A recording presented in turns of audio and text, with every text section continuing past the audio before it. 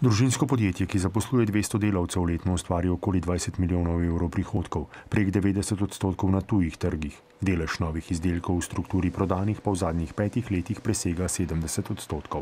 Ti novi izdelki v glavnem grejo hitro v realizacijo. To pomeni, da nekje v roku maksimalno 2 let dosežejo svoj vrhunec prodaje. To pomeni, da se nam investicije v razvoj hitro poplačujejo. Inovativnost pa jih skupaj z investicijami letno stane vsaj $500 milijon evrov. Večino denarja mi investiramo nazaj v nove zgradbe, v nove tehnologije, v razvoj novih izdelkov, v orodja za nove izdelke. Ti morajo ob funkcionalnosti, kakovosti in inovativnosti biti tudi estetsko oblikovani. Velike kapacitete za pripravo materialov, za kar imajo ob znanju tudi ustrezno tehnologijo, pa jih bo v naslednjih nekaj letih usmerilo še v prodajo materialov.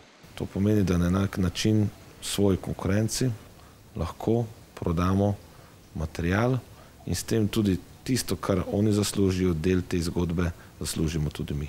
Samo letos bodo v skupini Roto, ki ima svoje tovarne še v Srbiji, na Hrvaškem in v Makedoniji, ustvarili kar 30% več kot lani. Višjo realizacijo od načrtovane pa pripisujejo predvsem lastnemu razvoju izdelkov, ki ga bodo v prihodnje še nadgrajevali.